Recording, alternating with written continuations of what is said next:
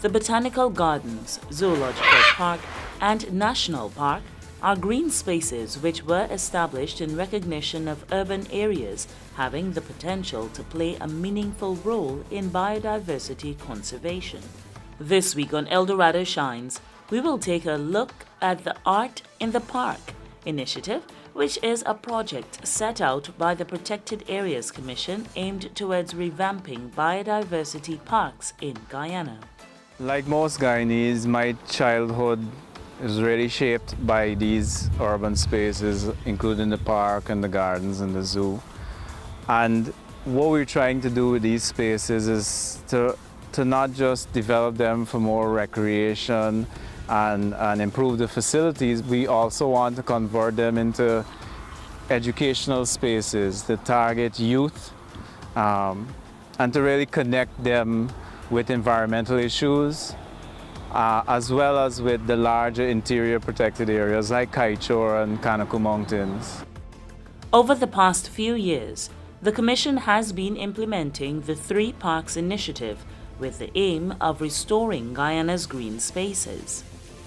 Over the last few years, the Protected Areas Commission has been implementing the Three Parks Initiative with the primary objective of restoring Guyana's key urban parks like the National Park, the Zoo, and the Botanical Gardens. The Commission has been achieving some amount of success in fulfilling its mandate. We've been achieving some amount of success in our work.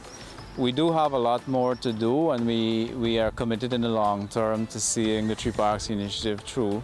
The Art in the Park is an initiative launched by the Protected Areas Commission.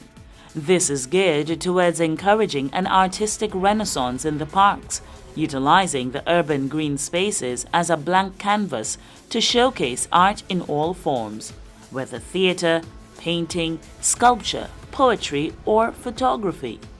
Over the last month, we've launched a different facet of the Three Parks Initiative called Art in the Park. The intention of Art in the Park is to use these green spaces in Georgetown as an area where the public can access cultural activities and the creative arts. And our first project under this Art in the Park project is the totem pole. The first installation of Art in the Park is actually behind me here, and is the Wakili totem pole. Wakili is an Arawak word, and it means basically stories from long time ago. It's basically the way you would say once upon a time in a modern story. And it is basically trying to tell, about the balance between people that use the rainforest and the rainforest itself, and our respect for the rainforest and all that it provides. The artist that created this is actually Ozzy Hussein, Mr. Oswald Hussein. The installation of the totem pole was a collaborative effort between Corporate Guyana and the Protected Areas Commission. This being the first installation of Art in the Park was actually made possible by corporate sponsorship from GT&T. They actually partnered with the Protected Areas Commission to create this stunning piece of art here. By supporting these projects, Corporate Guyana can benefit in many ways. As you can see, GT&T's logo is quite prominent. They're actually on the signage. Corporate Guyana is going to get a great deal of mileage out of this in terms of permanent signage and things like that, as well as recognition for supporting an initiative like Art in the Park. Other organizations, including WWF Guyana's, as well as local businesses such as Jetu's Lumber Yard, Rambaran's, AH&L Kissoons, and Kingdom Apiaries, have expressed interest in partnering with Protected Areas Commission and local artists to produce installations, both permanent and temporary, within the parks.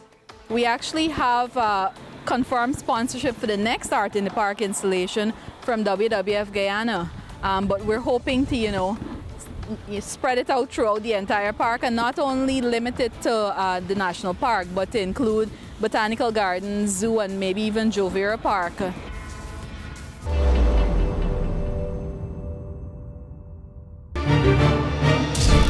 I like to encourage people to take your garbage and take it home with you if you have to. You don't have to throw it on the streets. Littering is not advisable, it's not healthy, and it's not right. So please don't litter. When we litter, we damage our environment. We destroy the marine life. Let us protect our environment and more so bring back Guyana to the beauty that it once was and it can surely be. Stop littering. Do the right thing.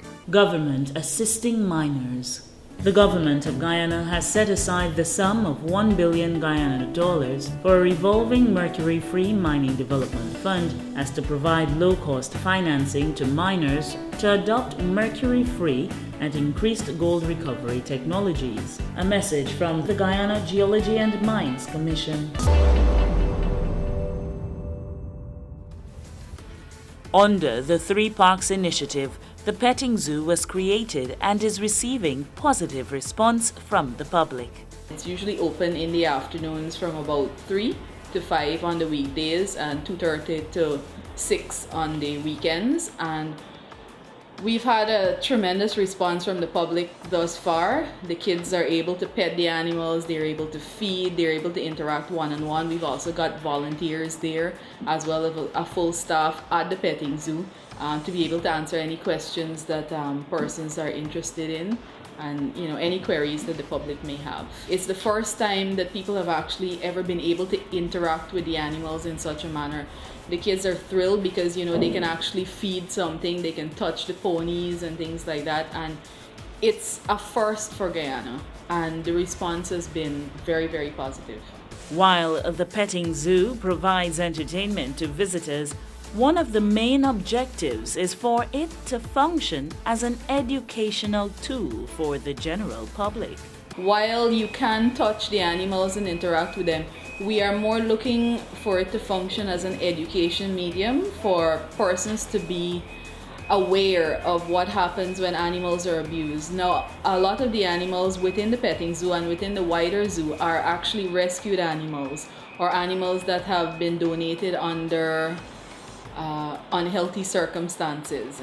So we're actually going to use the zoo as a medium for education. We can no longer justify the zoo being just for entertainment now. The simple fact is a lot of the animals come in under duress or coming injured, or they were previous pets, exotic pets, and their owners can no longer handle the attention that they require, so they are left at the zoo. So we're going to use the zoo and the petting zoo as a medium to educate people. 1, you need to be kinder to animals. 2, animal cruelty is not something to be tolerated. And 3, as a medium for biodiversity conservation. We're trying to get over the message that wild animals should not be kept as pets. Wild animals belong in the wild. And if you come into the zoo, you'll notice that a lot of the animals that are in there are indeed wild animals. However, these were previous pets that were donated to the zoo after they became unmanageable to their owners. So we're trying to get over that you should not have wild animals as pets, and we're promoting biodiversity conservation through the Protected Areas Commission. So the zoo is actually going to function as a link between the urban parks and the hinterland parks. Mechanisms are in place to ensure the security of individuals and the animals. In the petting zoo, we actually have both, we have mostly domesticated animals. We have two rescued donkeys. We have goats, sheep, a pony, rabbits, guinea pigs, ducks, chickens. Right? So the public is not in any imminent danger of being attacked by any of these animals. And the fact that they are rescued animals, they've been conditioned to be around people because we would have had to care for them, feed them, etc. Now, you can actually purchase food from the petting zoo, and it's approved food, things like carrots and apples and things like that the animals are accustomed to eating. You're not allowed to bring in any outside food. We do also have a sanitation station, which is a fountain with soap and water so that you can actually wash up after petting the animals, because we don't want anything, anybody coming in and then putting their hands in their mouth. So there are facilities there. Kaieteur National Park is a national park located in the Pataro-Siparuni region of Guyana. The park's boundaries and purpose are defined in the Kaieteur National Park Act and was created to preserve the natural scenery and its fauna and flora. When you litter your surroundings, you affect your public health and the integrity of the environment. Join the collective effort and keep Guyana clean, green, and healthy. Be our brothers and sisters keeper. We can just tell the next person who you see down. That's a bad habit. And for all of us, we will have a healthier environment. Stop littering. Do the right thing. Government assisting miners. Small and medium-scale operators benefit from duty-free access to all-terrain vehicles or ATVs, excavators, bulldozers, and other machinery used in the mining industry. These waivers on duty are available to new entrants to the sector and for current miners based on production levels. A message from the Guyana Geology and Mines Commission. More than 1 billion people depend on protected areas for their livelihood. Protected areas in the world protect more than the third of critical endangered and endangered species worldwide. Protected areas are also a major magnet for tourism. 1 billion people occupy themselves in touristic activities every year.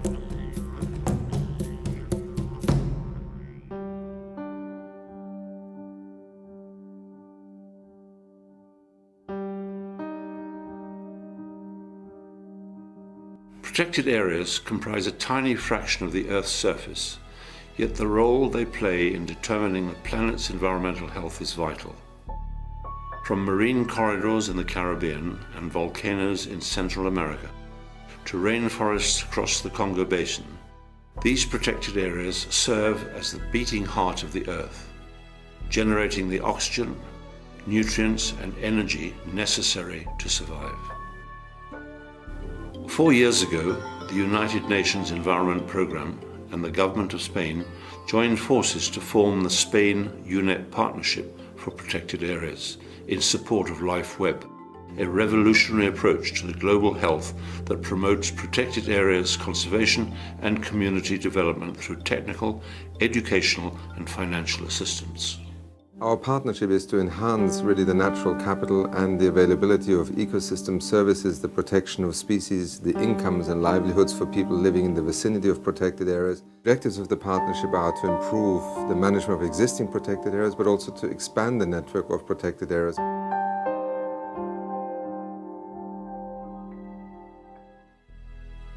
The government of Spain believes that biodiversity is a main component of the human well-being. Spain is very proud about supporting a project like LifeWeb.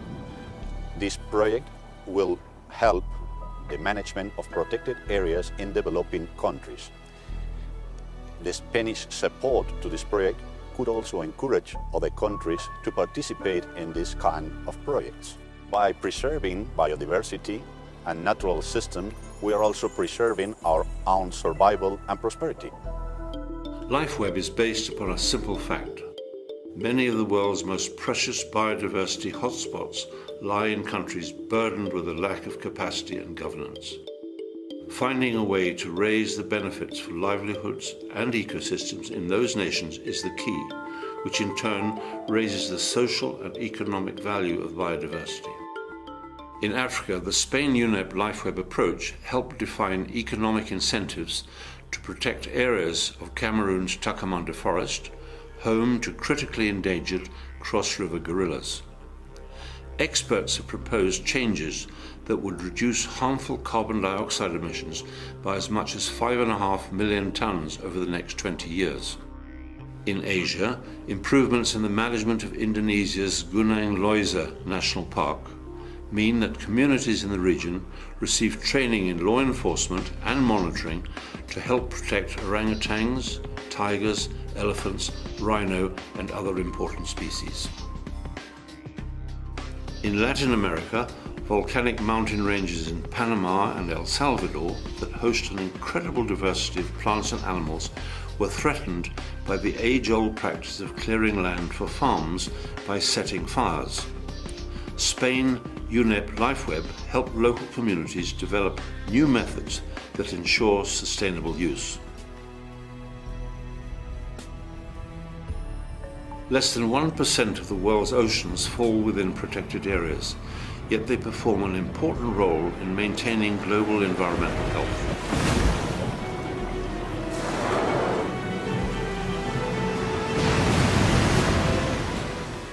Many fish stocks face imminent collapse from unregulated fishing and climate change, threatening the fisheries that support so many aspects of life.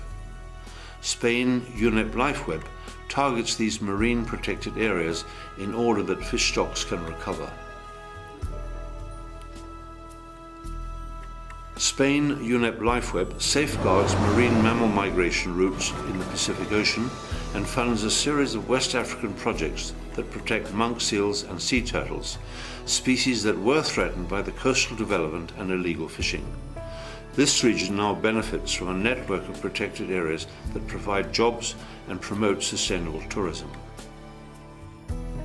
I'm a person that lives in Nouadhibou, close to the Cabo Blanco Satellite Reserve. I live near this coast.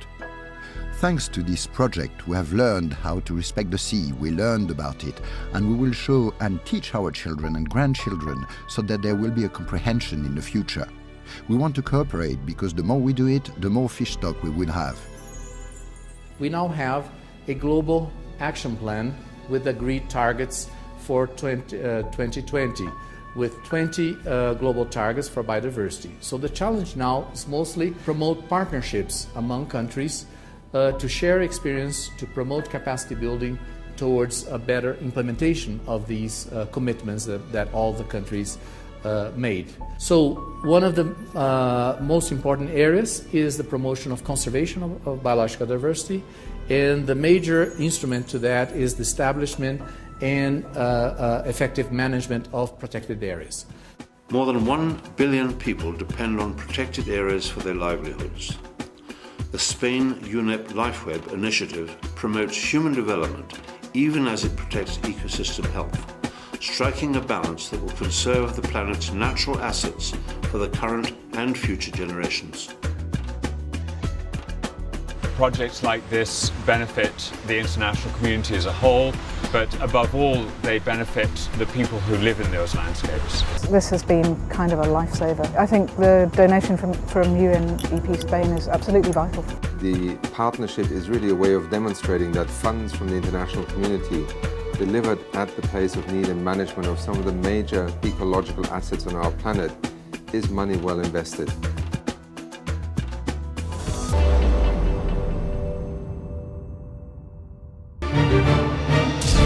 I just think that littering is very bad, and I think that we all as Guyanese should just stop littering, get a piece of garbage, just put it in a bin and that's it. We should help come out and keep the city clean. Do the right thing, put it in a bin, throw the tin in the bin. Stop littering.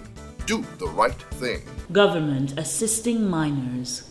A list of 19 suppliers of mining equipment and spares was approved for tax waivers on the importation of this equipment. This will reduce the cost of spares and critical supplies for miners and is an addition to items that are already being imported duty-free, such as pumps, flexes, and matting. A message from the Guyana Geology and Mines Commission.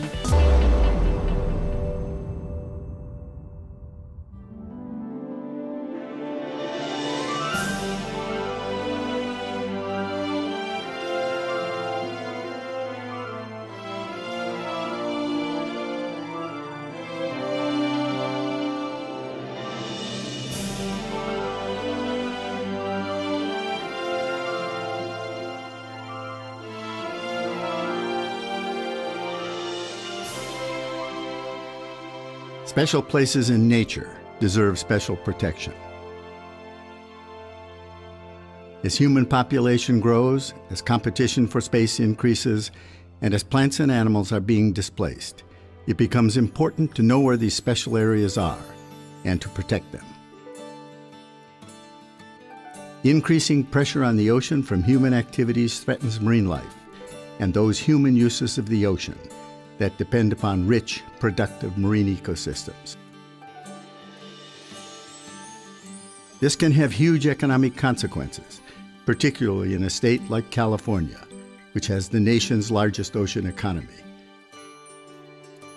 Ocean recreation and tourism, by far the most important components of it, depend upon clean, healthy, productive marine ecosystems. Special ocean places include those that are critically important to certain life stages of marine life, as feeding areas, spawning and nursery areas, areas rich in marine biodiversity and productivity, and areas where important cultural artifacts are found on the seafloor. Areas of the ocean that we set aside to receive special protection are called marine protected areas, or simply MPAs. They are established by all levels of government, but the federal government and the states play the largest roles. A presidential executive order in 2000 required that our national system or network of marine protected areas be expanded for the benefit of present and future generations, and enhanced based on strong scientific evidence to conserve the nation's natural and cultural marine heritage.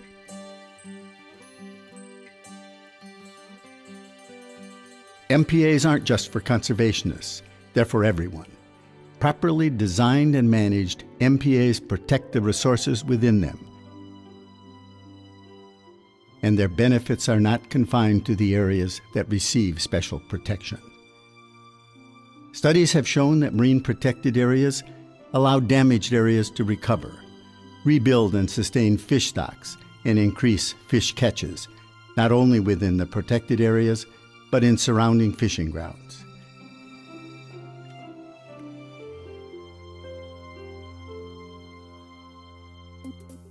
Female fish within MPAs grow older and larger and have more offspring than those in unprotected areas. MPAs also can build resilience into marine ecosystems to provide an insurance policy against environmental disturbances, such as global climate change and El Niños and La Niñas.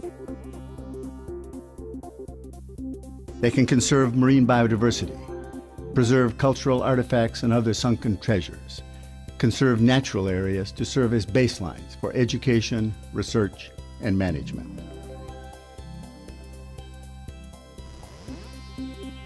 Marine protected areas provide different levels of protection. In California, non-consumptive uses such as diving, surfing, swimming, and boating are generally allowed within all MPAs in state waters. In state marine reserves, all commercial and recreational activities that injure, damage, or take living, geological, or cultural marine resources are prohibited. In state marine parks, commercial activities that injure, damage, or take marine resources are prohibited, and some recreational activities may be prohibited. In state marine conservation areas, some recreational and/or commercial activities that injure, damage, or take marine resources are prohibited.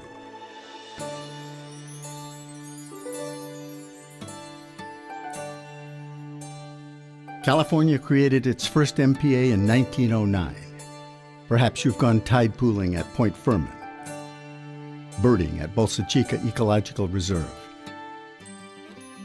fishing at Farnsworth Bank, or diving at Crystal Cove. If you have visited one of Southern California's MPAs. California long has been a leader in efforts to protect its special ocean places. These efforts were reorganized and intensified in 1999 with passage of the Marine Life Protection Act. The act requires all existing state MPAs to be re-evaluated and a statewide network of MPAs to be created. In 2004, funding was secured to implement the act, and the Marine Life Protection Act initiative was created. This initiative guides implementation by using the best readily available science and the advice of stakeholders, public policy advisors, scientists, and the interested public through an inclusive and transparent public process.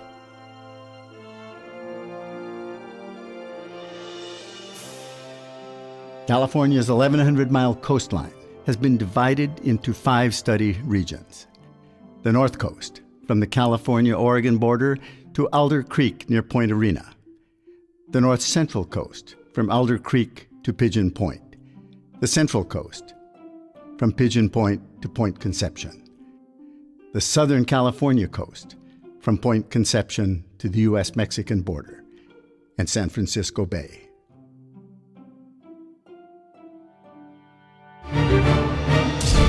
Garbage is bad news for Guyana. It's bad for health, it's bad for the economy, it's bad for society. Once there's garbage, there are going to be breeding grounds for mosquitoes. Once there are breeding grounds for mosquitoes, there's going to be disease. So the best course of action is not to litter, not to allow garbage to accumulate. Stop littering. Do the right thing. Government assisting miners. The Guyana Mining School continues to train persons in entry-level skills for the mining sector, and this increases the pool of human resources available for miners. A message from the Guyana Geology and Mines Commission.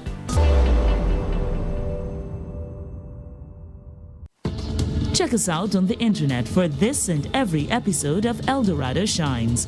Just go to YouTube, search for El Dorado Shines, and start watching. Or like us on Facebook and receive instant updates. You've been watching El Dorado Shines. Do join us again next week for another program.